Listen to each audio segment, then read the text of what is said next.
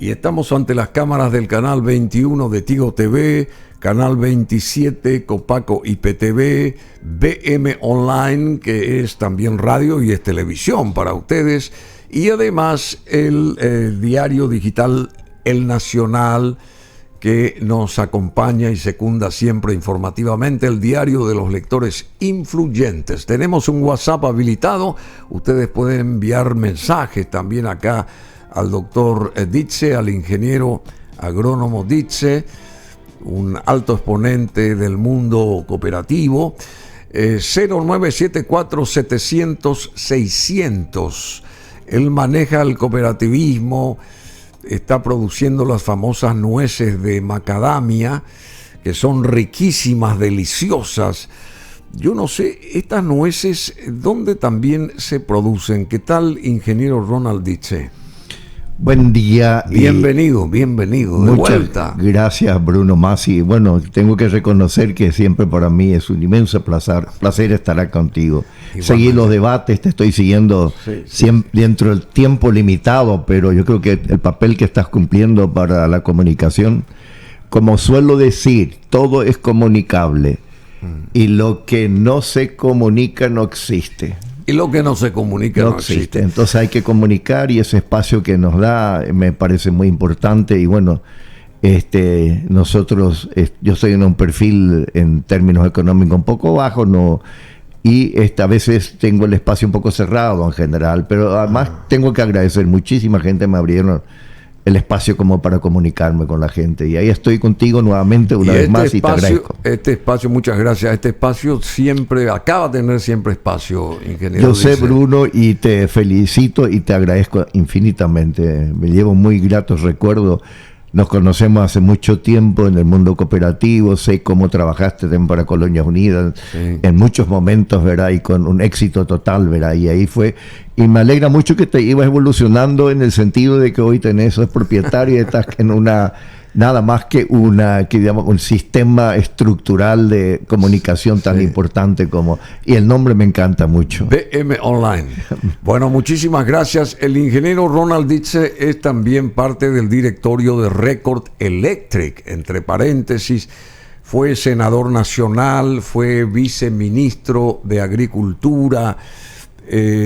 Bueno, estuvo en un montón, fue también rector de la Universidad San Carlos. ¿Sigue eso o no? Sigo siendo. ¿Sigues? Sí, sigo siendo rector. Claro, porque lo académico y lo político van juntos. Claro, qué bueno. Y bueno, un montón de actividades académicas, profesor universitario, de más está decir, de un montón de universidades. También estuvo liderando la Fundación de Ciencias Agrarias en Hohenau, Fundación Pro Escuela Agrícola de Caazapá, presidente honorario de la Sociedad Nacional de Productores de Macadamia, esas nueces de las que yo les mencioné, que son riquísimas, que hay que probarlas, si hasta ahora no la hicieron. Presidente honorario del Centro Yerbatero Nacional, vicepresidente de la organización A Todo Pulmón Paraguay Respira, vicepresidente, y vicepresidente de OMPEC, que es la Organización Nacional de Estrategia de Cooperatividad. Dentro de este marco se estableció el clúster de cerdos, funcionando bien actualmente, y ya les decía lo de senador de la Nación en el periodo 2003-2008. Bueno, y ahora se lanza también nuevamente al Parlamento el ingeniero Ronald Ditze, esta vez por la lista 21, opción 5, por el Partido de la Juventud Fuerza Joven. Él quiere volver a ser senador, así que opción 5, lista 21, yo creo que va a llegar. ¿Quién no lo conoce al ingeniero Ronald Ditze? ¿Quién no lo respeta al ingeniero Ronald Ditze? Y bueno, él nació en el interior de Paraguay. Sí, así es, Bruno. Yo nací en Bellavista, Itapúa. Sí. Y bueno, nos mudamos de Bellavista obligado, muy chicos, con mis padres. Somos producción agrícola. Sí. Pasé todas las tecnologías, desde la azada hasta el hacha, hasta el tractor más sofisticado. Claro. Y eso me dio mucha fuerza. Mis padres nos obligaron a trabajar desde muy chico. Por eso digo, pero lo hacíamos más bien como una cuestión de jugar. Hoy probablemente la gente miraría mal si un niño trabaja, pero no teníamos que ir a la escuela, teníamos que hacer el deber en primera instancia. En la segunda teníamos que acompañar a los padres. Y fue bien, chicos, yo creo que fue muy positivo eso. En mi vida fue muy positivo. Pero siempre los chicos ayudaron siempre, a los padres. En el campo es así, debe ser así. Es más, nosotros somos 10 hermanos. Claro. Yo me acuerdo perfectamente que cada uno en lo suyo ayudaba en lo que podía en la casa. Sí, porque vos sos de extracción también agropecuario, así que conoce todo el tema. Mi padre fue profesor universitario, fue uno de los fundadores de la Facultad de Agronomía y Veterinaria en aquella época. Cuando estaban en conjunto, ¿verdad? Ambas. Sí. Y nosotros crecimos así también, ¿verdad? Sí. Íbamos, ayudábamos al papá, a la mamá, en fin, en distintas... Bueno, me acuerdo que yo también colaboraba ahí con la jardinería en la casa, porque teníamos siempre grandes parques, digamos, ¿verdad? Y teníamos que cuidarlos, ahí ayudar a los padres, ¿no? Es que, o sea que eso estaba bien visto, siempre estuvo bien visto. No sé por qué ahora se tergiversa. Ahora vamos siempre los extremistas, y cuando somos extremistas no es muy positivo, sea en política o sea en lo económico. Hay que ir buscando el justo punto medio, el equilibrio. No es fácil encontrar el equilibrio, ¿verdad? Pero el ser humano tiene esa capacidad de lograrlo. Bueno, vamos al terreno que nos concierne, ingeniero Ronald Dietze. Estuvimos con este debate. ¿Qué le pareció el debate que hicimos acá, fuera de los representantes de los partidos tradicionales? Los que vinieron acá, estuvieron acá. A mí me pareció en general bien. Bien porque no hubo confrontación, pero bien educado. Yo digo que no había nadie quien ofendió al otro. Eso me pareció muy bien, porque es parte de la madurez política, ¿verdad? No tenemos que pensar todos igual, y eso fue muy positivo. En cuanto al contenido, yo en general, no solo en ese debate, yo veo una gran debilidad en los debates, en cualquiera de los casos, porque estoy siguiendo a todos, está ausente el tema económico, está ausente el tema campo, está ausente el tema agropecuario, agroindustrial, a pesar de que significa el 45% del Producto Interno Bruto de nuestra economía y el 40% del empleo. ¿Y por qué nadie ahonda en esos temas según usted? La verdad no sé, porque somos una sociedad hoy en día muy urbana. Dos cosas que veo siempre. Muy urbana en el sentido, nos preocupa mucho el día al día, nos preocupa con justa razón también. El transporte urbano, nos gusta el viaducto, los baches, estamos totalmente mentalizados urbanamente, por más que algunas veces decimos que somos agraristas, pero no existe. Bueno, se olvidó la gente del campo, porque ayer tuvimos a un chico acá joven, 47 años, tiene toda la juventud encima, que también se lanza a la diputación. Tito Martínez Iribas se llama este chico, y me sorprendió porque en las redes sociales decía: yo me lanzo a tratar de llegar a ser diputado para fomentar el agro. No puede ser que no se produzca naranjas en Paraguay, me dijo, y me llamó la atención y lo invité. Y ayer conversamos largamente con él, ¿verdad?, acerca de la falta de producción de frutas en Paraguay. ¿A qué se debe? En primer lugar, es altamente necesario que Paraguay vaya a los cultivos intensivos. Naranja es un cultivo intensivo, la macadamia y las frutas son intensivos. Es altamente necesario. ¿Por qué? Porque la tierra ya no existe, como la cantidad de tierra per cápita ya no existe. La población crece, la tierra no crece. En ese sentido, esta naranja es importante. Hay dos grandes productores, que es Frutica y que es también Trochuk, que lo hizo a través de los municipios. No le funcionó muy bien, porque regaló plantas y la gente dejaron de cuidar. Entonces la naranja, estamos produciendo, hay jugo que se está exportando a Alemania, pero no es suficiente, tenemos que producir mucho más. Es una planta, bueno, en primer lugar somos una sociedad de corto plazo. No queremos esperar 4 años a la primera producción, 3 o 4 años. A veces eso es una limitación. Justamente yo le había consultado, ¿y cómo vas a decir que no se producen naranjas si está Frutica ahí? Y Frutica tiene una producción altísima de buenísimos productos en general. Y no, lo que pasa que esa naranja que ellos producen, lo que me dijo él, ¿verdad?, es una suerte de híbrido, me dijo, no es la naranja que nosotros antes teníamos en Paraguay. ¿Es esto cierto? ¿Es esto cierto? Sí, toda la tecnología de todos los rubros va cambiando, ¿verdad? Por A o E motivo, pero ellos tienen naranjas injertadas de variedades, injertadas que tienen mucho jugo, pero de repente no tienen el aroma que estamos acostumbrados, ni siquiera el color ni la dulzura de una naranja tradicional.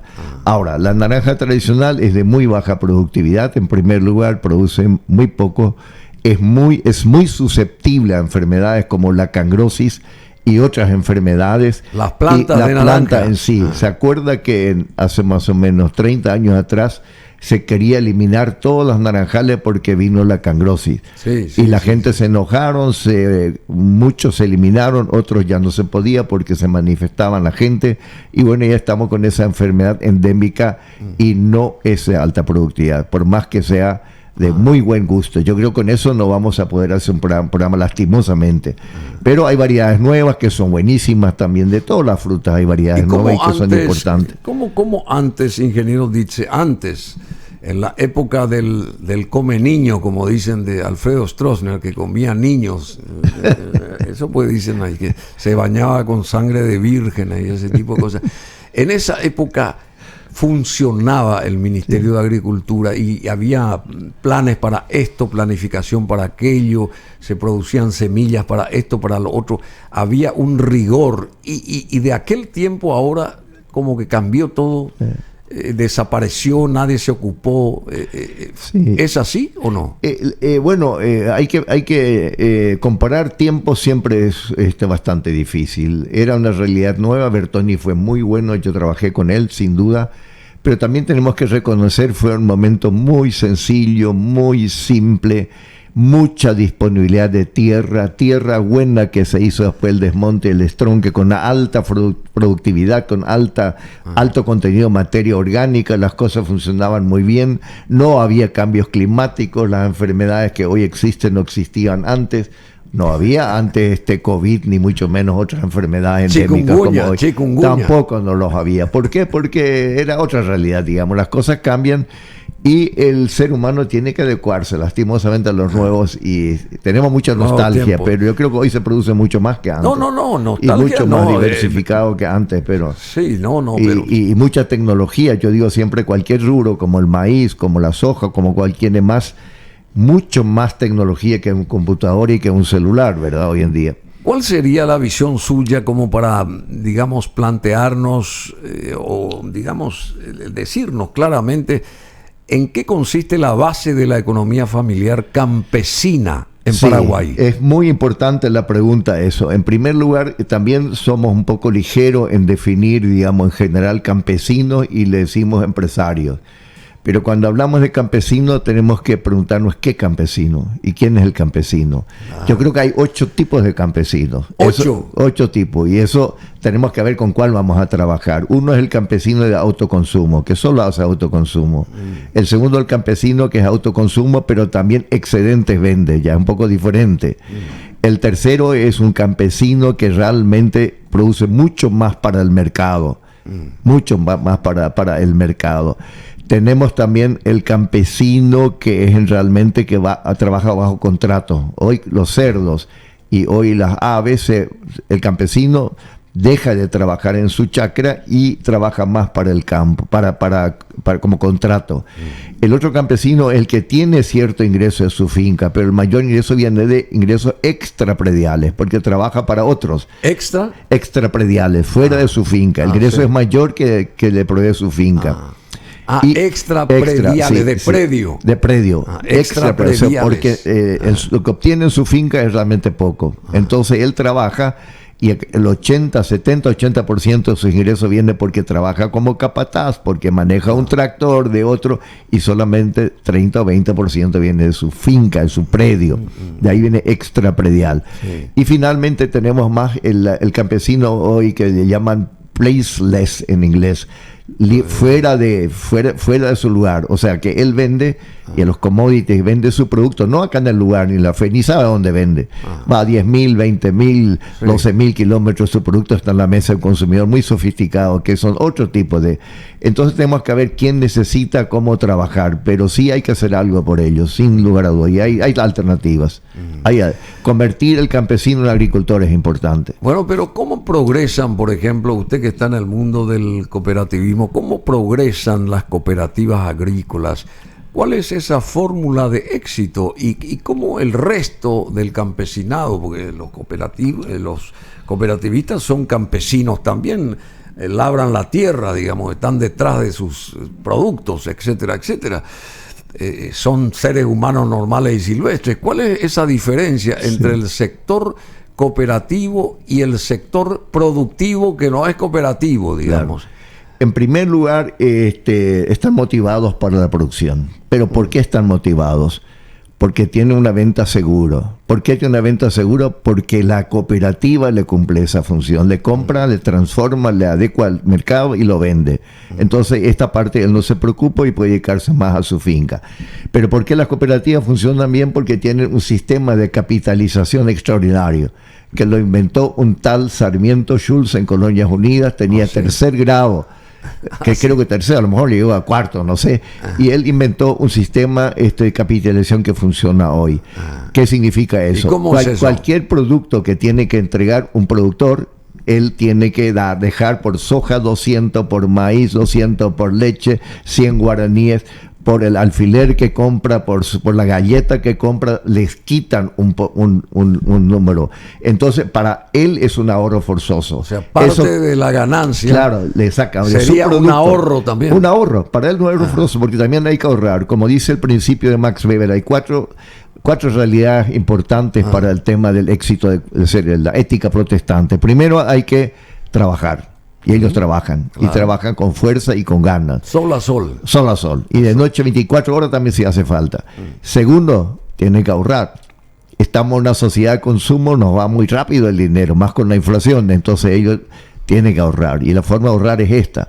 Y tercero, que es también muy importante, es que invertir. Yo creo que el dinero hay que invertirlo. Y saber invertir. Y ahí donde le digo siempre a la gente, cuando hay una crítica positiva, no negativa a los políticos, todo el mundo dice que van a generar empleo. Hasta ahora nadie me dijo cómo. Claro. Y no hay ninguna forma de ahorrar, de ir, sino a través de la inversión. Claro. Es una palabra clave del valor del diamante, el valor de la inversión. La inversión. Inversión, porque si no, no va a generar empleo. Vas a tener funcionarios públicos, pero no vas a generar empleo. Claro. Entonces tenemos que... Y Paraguay tiene que ser un país de la abundancia. Funcionario público que es sí, vamos a generar empleo. Sí, pero no tiene sentido. Al Paraguay no le ayuda nada a eso. O sea, que vamos a empezar a agigantar nuestra maquinaria. Hay que invertir. Y tercer tema que le hacen mucho las cooperativas, estos tres son en realidad económicos. Digamos, trabajar, tener pasión por la economía, por ganar dinero, ahorrar dinero, invertir. Son tres aspectos económicos. Y el cuarto es el tema de dar, de cooperar, cooperativa, de ayudar. Y eso funciona. Y el sistema de capitalización extraordinario lo aplican todas las cooperativas. Y solidaridad también. Y la solidaridad es parte, es justo el cuarto elemento, que es la cooperación, digamos, el dar a la gente, ser solidario con la gente. Y funciona perfectamente. Y el campesino tiene que pensar en eso. Y a lo mejor no crea cooperativas propias, pero tiene que ir incorporándose en cooperativas que ya existen. ¿Y por qué vienen los campesinos periódicamente a Asunción, digamos, a armar? Y bueno, es la cuestión política también. Hay que diferenciar muy bien. Por eso digo, del campesino al agricultor son diferentes. El agricultor ya no va a tener tiempo para venir a la ciudad. El campesino sí. Entonces yo creo que esta cosa es una cuestión meramente política. Y el tema es que toda América Latina pasa lo mismo. Nosotros tenemos el principio que nos invadió y que crea tan mal, y lastimosamente está respaldado por el Fondo Monetario Internacional, que es el keynesianismo, el Keynes. ¿Qué significa Keynes? Apuntar al consumo. Por ejemplo, digo un ejemplo que sea un poco ilustrativo. Son capaces, si tienen un gato chico y un gato grande, son capaces de hacer una jaula, hacen una puerta chica para el gato chico, una puerta grande para el gato grande. O hacen con lo que hacen acá. De día trabaja un grupo para hacer un empedrado, un asfaltado, y de noche viene otro grupo para romperlo. O sea, gastamos mal el dinero. ¿Por qué? Y ese es keynesiano. El keynesiano apunta al consumo. Yo apunto a la oferta. Paraguay tiene que apuntar, y ahí veo la gran debilidad de los queridos políticos, que nadie hasta ahora, el único que habló agronegocio, una sola palabra fue Jaiseke. Si no escuché sí. nadie. Sí. Y sin embargo vivimos todo de eso. Lo rural está olvidado, el campo está olvidado. Y algunos dicen tenemos que industrializarnos, y yo me mato de la risa porque Paraguay está industrializado, nos damos cuenta, porque todavía tenemos el concepto que la industria es una chimenea que sale humo. Nosotros hoy estamos industrializando el sector. Estamos transformando la soja, el maíz, el triguillo, todos los rubros, la proteína vegetal en proteína animal. ¿Acaso es que no hay leche? ¿Acaso es que no hay huevos? ¿Acaso es que no hay aves? ¿Acaso es que no hay novillos? Producción industrial, eso es. Claro. Eso ya es producción industrial, eso ya no es producción, digamos, primaria. Estamos transformando con un ritmo bastante grande. Muy bien, fabuloso, ingeniero Ronald Ditze. Y la reforma agrícola, ¿cuándo terminará en Paraguay? La reforma agraria para mí es un término de ideologías. La reforma tributaria, la reforma agraria ya no deberíamos conversar más. Ya. No, porque hay que dar vuelta a la página. Hace 200 años. Sí. Ahora ya no. Ahora tenemos que hablar de producir, de competir, de transformar, de generar empleo, de organizarnos en cooperativa, de ver los mercados, a quién vender, ver un poco la estabilidad macroeconómica, como hay, que la inflación se reduzca. Esa es la alternativa pero para Paraguay. Nadie habla en estos términos. Y esa es mi preocupación. No, autoridades nuestras, nadie habla en estos términos. Entramos en una guerra de populismo increíble.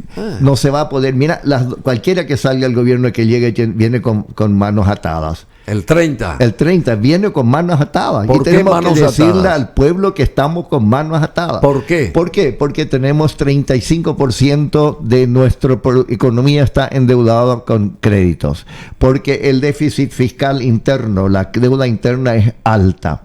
Entonces no tenemos más muchas posibilidades. ¿Qué tenemos que hacer? Impuestos van a cobrar, la gente no van a cobrar impuestos. Ojalá que no cobre más impuestos. Ese podría ser un camino. Cobrar impuestos. No más impuestos lo que se está cobrando. No más tasas. Pero hay una alternativa que le voy a mencionar en breve segundo. A ver. El segundo tema es de que dice, bueno, el otro problema es a través de la inflación. Ese es más fácil. Porque vos haces emisión inorgánica de dinero, claro. La máquina metes guaraníes, el guaraní es convertido en dólares, el dólar va a pagar la deuda externa. Y ahí la gente, el impuesto se dan cuenta, pero eso no se dan cuenta. Uno da cuenta que el poder adquisitivo de la plata no alcanza, pero una forma de darle a la gente, y ojalá no se logra esto, porque esto sería caótico, y sería salir de la estabilidad monetaria que tantos años nos costó. Pero es el segundo camino. El tercer camino que tienen los que van a llegar es achicar el Estado, y eso no lo van a hacer tampoco. Claro. Sacar funcionarios, pues nadie va a hacerlo, pero tampoco tenemos 30 ministerios. ¿Para qué 30 ministerios? No lo van a hacer. ¿Para qué 30 ministerios? Entonces estas tres son tres alternativas. Hay una cuarta que sí nadie habla. Nosotros tenemos que apuntar en Paraguay a la oferta. Tenemos que apuntar a la abundancia de producción. Tenemos que hacer a la diversificación de la producción, de la exportación.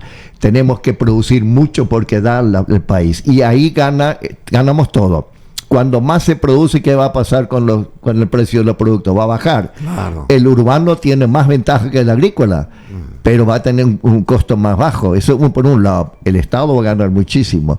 Cuando más se produce, más IVA, más renta, más selectiva al consumo porque se usa más combustible y la economía va. Tenemos que apuntar a la abundancia, para lo cual es necesario, y ojalá que lo hagan, desburocratizar. Hay demasiados frenos desburocratizados. Desburocratizar. Hay demasiados frenos en nuestro país. Todo el mundo pone frenos. Sí. Y hay inclusive el MADES. Por eso no funciona la rueda. No funciona. Tenemos que dejar libre que la gente produzca, si todos salimos ganando. Con mayor producción todos salimos ganando. Y es la única forma que veo para el nuevo gobierno que tenga. Y el que dice lo contrario, que me lo demuestre. Muy bien, ingeniero, dice. Y esto digamos, ¿por qué no se puede, ¿por qué no podemos tener nosotros productos hortícolas, por ejemplo, todo el año? Ayer hablábamos de que la sandía paraguaya se produce en los meses últimos del año nomás, ante la Navidad, Año Nuevo y qué sé yo, en noviembre y diciembre. En cambio, en Brasil, el abasto está lleno de sandías brasileñas, por ejemplo, que vienen, ¿verdad? No sabemos si es parte del contrabando o no, pero viene de Brasil, todo eso se produce todo el año. ¿Y por qué nosotros no podemos producir sandía, por ejemplo? Buenísima tu pregunta. Todo el año. ¿Qué nos falta a nosotros? En realidad, tecnología que es fácil conseguir hoy en día, es barato, ganas de hacerlo, invernaderos. Nosotros producimos sandía, la gente más temprana entra ya en octubre, en noviembre, diciembre. Después hay grupos como el caso del sur de Itapúa, en Paso Guambé, producen en enero. Después Valenzuela entra acá en marzo y ahí termina. Pero hoy se puede hacer por invernaderos, hoy se puede hacer sandías cuadradas de todo tipo. ¿Cuadradas? Sí, porque es muy fácil. Yo suelo hacer en mi granja. Le pongo una caja de isopor, le pongo la semilla adentro y de repente sale. Logré una vez una sandía cuadrada. Claro, porque ponerla a la era se puede, todo se puede. Tenemos que tratar de motivar a la gente, enseñarle a la gente. A eso le llama tratar de apuntar a la oferta, a la producción, que la gente tenga ganas de trabajar, que tengan resultado por su trabajo, y creo que se puede lograr. Paraguay es un país demasiado maravilloso para eso. ¿Qué falta para eso, ingeniero? Y tenemos que cambiar el chip acá mental. Yo creo que estamos mal acostumbrados. Nosotros creemos los paraguayos que el Estado nos va a resolver el problema. Y que podemos recibir un regalito, un subsidio acá, y eso no funciona. El sistema keynesiano no funciona. Hay que sacarse de la cabeza y comenzar a trabajar. Después de la Segunda Guerra Mundial, ¿qué hizo Alemania? Recibieron el programa de Marshall, sin lugar a dudas. Conrad Adenauer, por ejemplo. Sí. El viejo le llamaban, el cascarrabio. Y el tipo se fue y fue al gobierno y hizo un milagro. Un capo. Pero ¿qué hicieron los alemanes? Acá vamos a dejarnos de joder, disculpe el término, vamos a comenzar a trabajar, vamos a comenzar a ahorrar, vamos a comenzar a invertir y vamos a sacar el país para adelante. No podemos dejar. Acá lo que pasa es que erramos porque el 50% del Producto Interno, del empleo y proviene del sector servicio. Y tenemos que... Nosotros no somos un país que vamos a prestar mucho servicio. El servicio es muy competitivo, necesita mucha gente, mucha calidad. Entonces la gente no tiene que venir a Asunción pensar que van a trabajar y van a conseguir trabajo, porque no lo va a conseguir. Claro. Asunción no va a ser nunca una cuestión económica, no va a tener, va a ser el servicio, no va a haber fábricas porque no hay materia prima acá. Y se engrosa el cinturón de la... Se engrosa y es un problema. De la gente que viene acá, ¿verdad? Y deja el campo, por ejemplo, abandona el campo. El sin trabajar y sin estudiar es muchísimo, cada vez más, lastimosamente. Sin trabajar y sin estudiar, muy bien. Tenemos que darle una solución a eso. Y la parte de las naranjas, volviendo otra vez a las naranjas, que ya no las tenemos, los países vecinos producen naranjas. Uruguay produce muy buena naranja, pero también es la naranja modificada, no es la natural, ¿verdad? A veces viene de Uruguay naranja, Argentina produce mucho naranja también, a veces viene, pero ahí también hay un tema que no es solamente un tema de la... No está armonizado el tema macroeconómico, también en términos de relaciones exteriores, en términos de repensar a Mercosur es necesario. Claro. Porque mientras que los demás países, Brasil y fundamentalmente Brasil y Argentina, devalúan su moneda y nosotros tenemos una moneda más estable, va a venir productos acá. Además, el gobierno apunta a que haya contrabando, es todo lo contrario de contrabando, porque le conviene. Le conviene. Claro que le conviene, porque la inflación no es muy grande. Si uno va a cruzar ahí el puente, ¿qué hace? ¿La policía controla? No, viene todo el mundo trayendo cosas de Argentina. Pero ¿por qué no hace nada? Porque es más barato, y al ser más barato, la inflación es menor, porque nosotros nos jactamos mucho de que hay una inflación muy baja, ¿verdad? Entonces, ese es un motivo tampoco. Así que las cosas no son tan fáciles. O sea, viva el contrabando. Viva el contrabando para los gobiernos. También tenemos que, pero hay que armonizar. Ojalá podamos hacer una unión como lo hace Europa en algún momento. Ojalá. Yo sé que es difícil porque nuestros países somos muy soberanos, cada uno muy Paraguay es el país más libre. Tenemos una apertura comercial de casi 60%, cuando Brasil es 30, 40, Argentina también, Uruguay también. Somos un país, ojalá que mantengamos esa libertad, ese relacionamiento con el exterior comercialmente y políticamente. Eso es lo que tenemos que hacer, tener buenas relaciones con todo el mundo. Bueno, y no un esquema para ayudar a los pequeños productores agrícolas, comercializan sus productos. O sea, ¿qué les falta a estos pequeños productores agrícolas para comercializar sus productos? Sería la consulta. Sí, ellos tendrían que organizarse. Ellos no, bueno, hay como un grupo de campesinos que yo dije recién, es aquellos que tienen feria.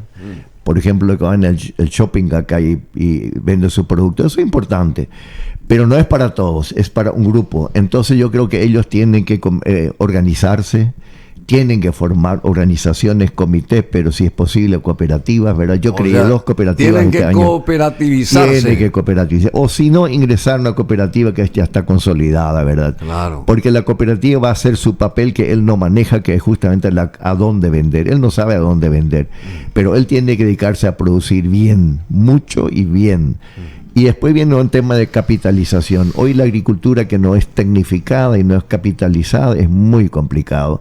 Tampoco no hay que pensar de que todo el campesino tiene vocación agrícola, ¿verdad? También es un error. Creo que hay un porcentaje que tiene muy buenos campesinos que van a convertirse en agricultores, pero hay muchos no tienen, están viviendo en el campo, porque no cualquiera puede ser médico, no cualquiera puede ser un abogado, no cualquiera del campo puede ser un agricultor. Entonces tenemos que buscarle una fuente de trabajo, ojalá en el campo. Por eso es importante la agricultura moderna, la industrial, el bajo contrato. Por ejemplo, ahora faltan todos huevos y en 6 meses vamos a sentir más, ¿verdad? Porque nos importamos más pollitos de la Argentina. No. No por el tema de la influenza aviar, ¿verdad? Por el temor que podemos... Sí. Entonces, gallina, pollito, bebé, que hoy no se importa, en 6 meses produce huevo, en 6 meses va a escasez de huevo. Entonces tenemos que ver cómo podemos hacer incubadoras acá. ¿Cómo podemos incubar? Podemos hacer genética como lo hicimos en ganado vacuno y en cerdo. ¿Por qué no podemos hacer también genética buena en aves para incubar acá y no depender tanto de Brasil y Argentina? Y que todo viene en contrabando, ¿verdad? Dicha paz por el cambio de moneda que tienen los países. Tenemos que armonizar eso. Así que el Ministerio de Relaciones Exteriores tiene un papel demasiado grande que hacer. Tiene que hacer ese papel. Está muy rengo el Ministerio. Muy rengo, muy débil. De Relaciones Exteriores. Tenemos que prepararnos. Y esa ayuda financiera, creemos que es nula para los pequeños productores agrícolas. Ayuda financiera, ¿no le parece a usted? Sí, falta todo. Falta financiamiento, pero este financiamiento tiene que ser dirigido a la producción. No se tiene que desviar. No tiene que ir para el consumo, porque esto no sirve. Como dijimos hoy, si no hay inversión, no hay empleo, no hay progreso, ¿verdad? Las cosas quedan así. Entonces tenemos que tratar de que este financiamiento va a la inversión y a la tecnología. Invernaderos, por ejemplo, para que lo que vos dijiste recién, ojalá que tengamos tomates, locotes, sandía y otras frutas, frutilla todo el año, ¿verdad? Eso con invernaderos se logra. Eso no se puede. Funciona. Hay alguna gente lo están haciendo. El tema nomás que es una agricultura de capitalización, de capital. Porque un invernadero sale de plata, ¿verdad? Y entonces alguien tiene que financiarlo. ¿Y el Estado no puede meter su cuchara en el mejor sentido para eso? Para financiamiento, sí. Claro. Yo creo que tanto por el Banco Fomento, por el Crédito Agrícola Habilitación, por la AFD, a través de la AFC, por las IFIS, todo esto sí se podría y se debería, ¿verdad? Porque también las cooperativas mismas, el ahorro y crédito, vos pedís un financiamiento para una producción, no te van a dar. Para consumo te van a dar. Por eso digo, tenemos que salir del modelo keynesiano, tenemos que desmentalizarnos. No es el consumo que tenemos que apoyar, sino la oferta, la producción, porque de esto es mucho más sostenible, y eso es lo que no hacemos. Bueno, hay 100 preguntas que deben de hacerse, según acá el ingeniero Ronald dice, los presidenciables, o aquel que va a llegar el 30 de abril a dirigir administrativamente nuestra república. Por ejemplo, aleatoriamente 100, hay muchas, ¿verdad? Pero ¿cómo administrar y limitar el avance urbano, del que ya hablábamos, y los asentamientos humanos sobre nuestros mejores suelos agrícolas arables, que deben ser destinados esos suelos para la producción? ¿Cómo administrar eso? ¿Cómo evitar que venga la gente del campo a la ciudad y el campo quede abandonado? Elegiste una pregunta espectacular, al azar. Al azar, de las 100 preguntas que hice, una pregunta que eligió Bruno es importante. Mi preocupación es una de las razones que voy a dedicarme en el Parlamento a tratar de evitar. Yo sé que esto es no popular, no es muy popular, pero tenemos que, porque nuestros nietos van a pasarnos la factura, porque nosotros tenemos posibilidades de producir alimento. El mundo necesita 70% más de alimento para el año 2050. 70% más alimento. Va a crecer, y yo me pregunto, ¿cómo vamos a producir alimentos si nos invaden la tierra? Que las ciudades cada vez crecen horizontalmente. La ciudad tiene que ir para arriba, con rascacielos si es posible, y dejarnos el suelo agrícola. Después uno va al campo, es triste realmente, se lotea todo, y se lotea los mejores suelos agrícolas, y uno se pregunta, bueno, ¿cómo vamos a producir? Después también nuestra ley de herencia, acá se fracciona todo. Por ejemplo, si una persona tiene 100 hectáreas, 4 hijos, le queda 25 hectáreas. Tiene cada uno 4 hijos, 16 nietos, le queda 6 hectáreas. Y si eso los bisnietos ya tienen un lote nomás. ¿Y dónde vamos a producir? Entonces, esta es la cosa que tenemos que arreglar, como todos los otros países. Hay que hacer una unidad mínima por debajo de la cual no se puede fraccionar, sea 30, sea 40 hectáreas, no importa, y que la herencia queda para el hijo mayor, y que él se vea con los otros hermanos, porque si fraccionamos todo, ¿dónde vamos a producir? Nosotros tenemos que alimentarnos toda la vida, sin alimentos no vamos a vivir, o si no vamos a comer todo bife de laboratorio como hoy se hace en China con la nanotecnología, y yo se no deja la carne vacuna original, digamos, ¿no? Sí, se deja todo, porque ¿dónde vamos a producir? Entonces es un tema que tenemos que preocuparnos. Todos tienen que preocuparnos, no importa qué partido, sea izquierda, sea derecho, es una cosa, el largo plazo, ese pensamiento debe existir ya en la mente del Paraguay. Ya tenemos que dejarnos de fraccionar todo. Y ese fue muy buena tu elección. Bueno, todas las preguntas tienen alguna razón de ser. Acá hay otras preguntas que derivan de esa primera, como por ejemplo esta: ¿cómo concentrar lotes agrícolas minifundiarios a predios más grandes para asegurar la existencia de unidades productivas económicamente rentables? Miramos que esta pregunta es una pregunta totalmente no popular, porque esto es totalmente lo contrario que la reforma agraria. ¿Cómo concentrar lotes agrícolas minifundiarios a predios más grandes para asegurar la existencia de unidades productivas económicamente rentables? Todo lo contrario a la reforma agraria. Porque la reforma agraria es fraccionar, darle medio mundo. Yo planteo lo siguiente: aquel que no tiene vocación y aquel que tiene una superficie no rentable, alguien tiene que... Se hizo en Alemania también. En todos los países se hace. ¿Por qué? Porque va a haber menos agricultores en el futuro. Sáquense la cabeza que va a haber más campesinos. No hay ningún país del mundo que la cantidad de agricultores aumenta. La producción aumenta, la productividad aumenta. Cada persona va a producir más con tecnología, pero que aumente los números de agricultores no existe. Y que se transforma, sea valor agregado, se agroindustrializa, eso sí. Pero no va a haber más. Ahora el censo sale en mayo. Yo estoy curioso, pero estoy seguro que va a salir por fin el censo. Sí, el agrícola por fin en mayo vamos a tener. Yo voy todos los días ahí pues necesito esa información. Vamos a tener resultados recién en mayo. Pues ya llega todo después de las elecciones. Y yo creo que vamos a ver 30, 40 mil productores menos que el censo 2008. ¿A menos? Claro. ¿Qué cantidad? 30.000. Los agricultores van a bajar. Menos. En los países ricos, 1%, 2% nomás se dedican a la agricultura, pero producen gran cantidad. Hacen economía a escala. Y acá va a ocurrir lo mismo, está ocurriendo luego. Y a nosotros no nos impulsaría descentralizar la ciudad, por ejemplo. O sea, porque todo se centra acá en Asunción. ¿Qué pasa si abrimos otros polos o potenciamos otros polos en el interior del país? Totalmente ¿Por qué toda la gente tiene que llegar hasta Asunción? No tiene sentido. Yo creo que hacen toda la gente de Asunción. Claro. Si no hay nada en Asunción. Sí, claro. ¿Qué es lo que quieren tanto en Asunción? Tenemos que fortalecer los municipios, descentralizar, desconcentrar, hacer pueblo de desarrollo, hacer atractivo para la gente tengan empleo ahí. No, lógicamente. Asunción no tiene viabilidad a largo plazo. No podemos atender los miles de asentamientos que hay. Nos vamos ahora al otro lado del Chaco a crear nuevos asentamientos. Creamos nuevos asentamientos y no sabemos atender ni siquiera lo que existe. Entonces yo creo que hay un gran trabajo en el futuro. Por eso me voy al Parlamento. También no me voy para ningún interés personal, pero voy a tratar de influir para que las cosas cambien, que tengamos un pensamiento más de largo plazo. Bueno, hay un montón de consultas, de preguntas. Son 100 las elaboradas acá por el ingeniero Dice, los escenarios y la seguridad para vivir y producir es un tópico interesante.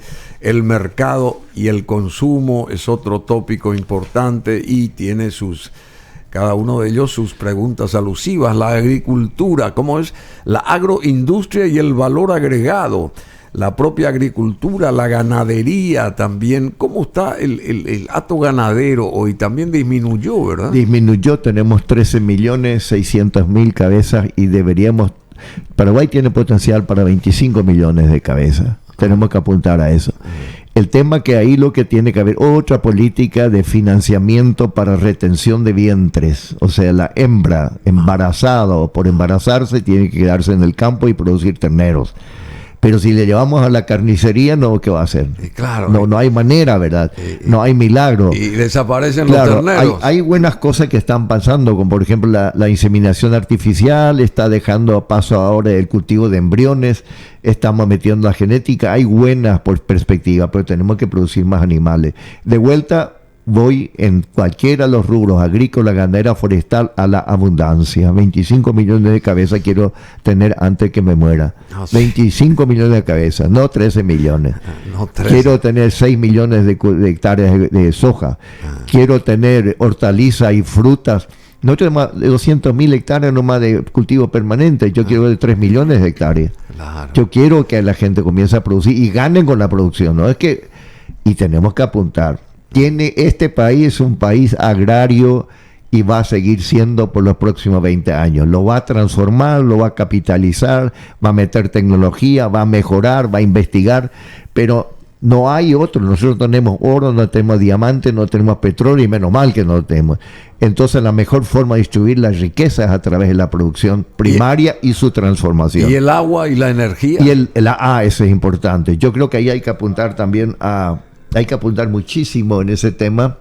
Hay que apuntar muchísimo en el tema de la biomasa. Sí. Tenemos que hacer otra vez producción de biodiesel, sí, más alcohol, carburante, pero también voy a apuntar a que se haga corpus. Yo creo que tenemos que hacer corpus. ¿Por qué no? Sí. ¿Por qué no hacer corpus? Si la navegabilidad con eso termina.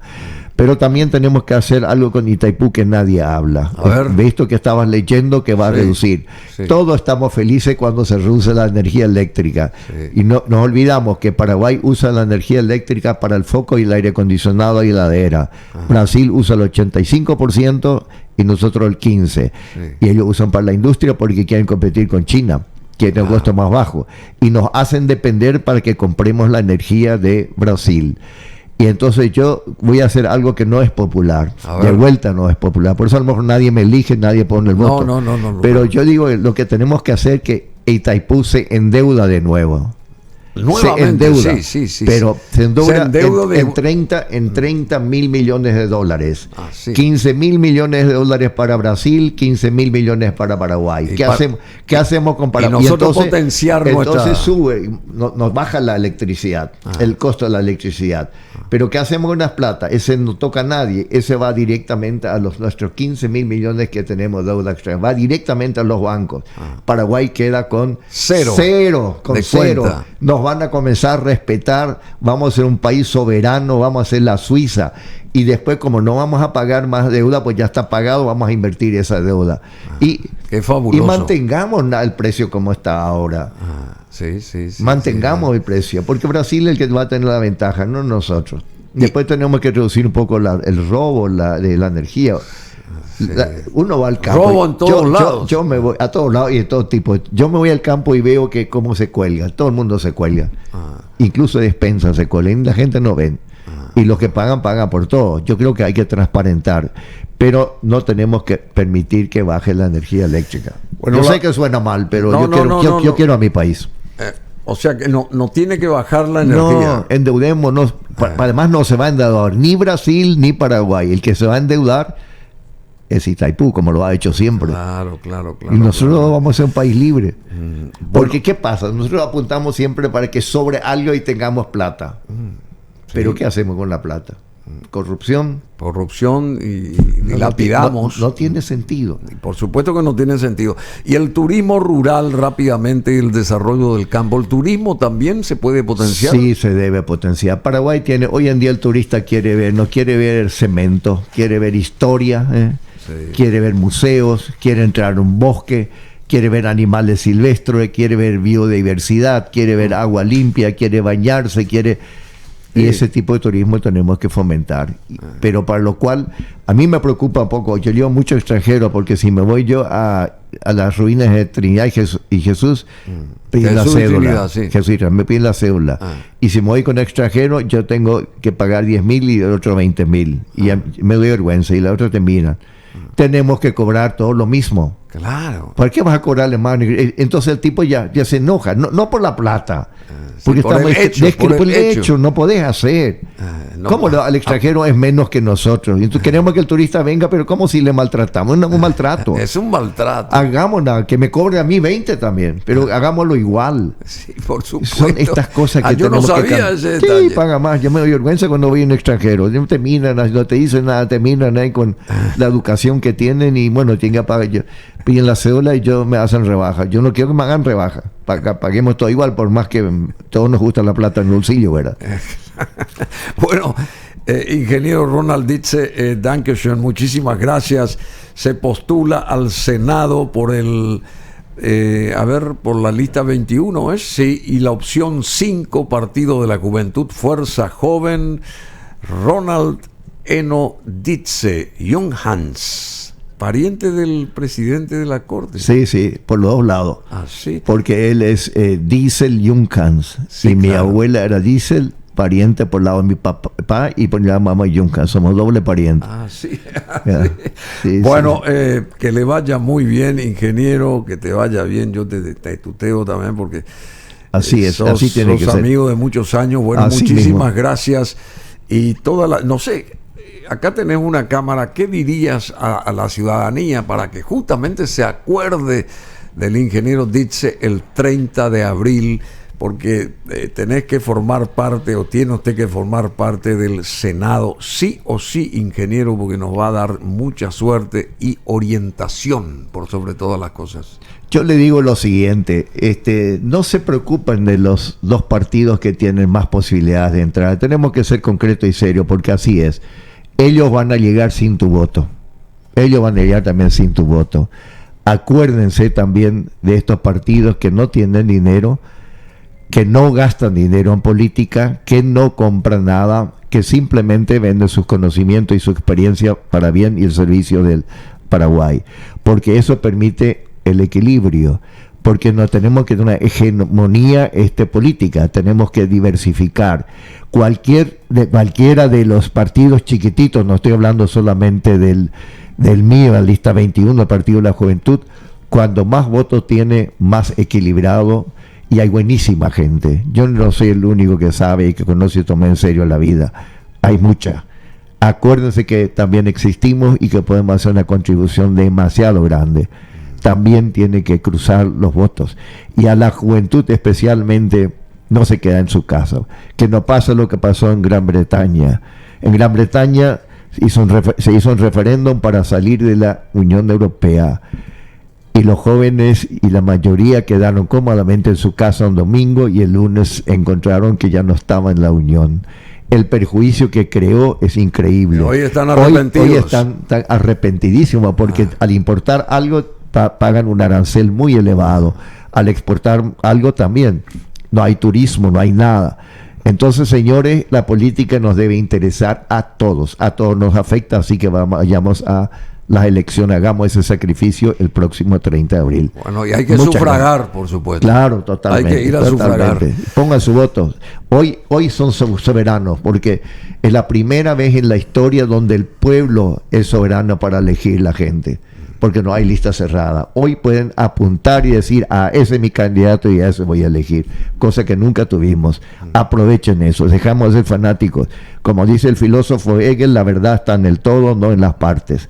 No está en Olimpia, ni en Cerro Porteño, ni en Guaraní, en Solamérica. Está en el fútbol, está en el deporte. No está en ningún partido en particular, está en la política, la buena política. Apuntemos y cambiemos nuestra forma de ser y dejemos el fanatismo para el lado. Y está en Paraguay.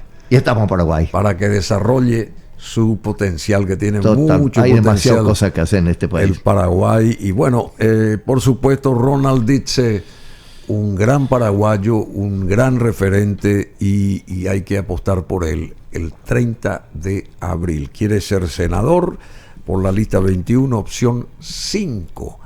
5 es la máxima nota. Así que yo creo que Ronald Dietze merece la máxima nota y el apoyo de todos ustedes. Muchas gracias. Dankeschön. Gracias. Dankeschön, muchas gracias y hasta muy pronto.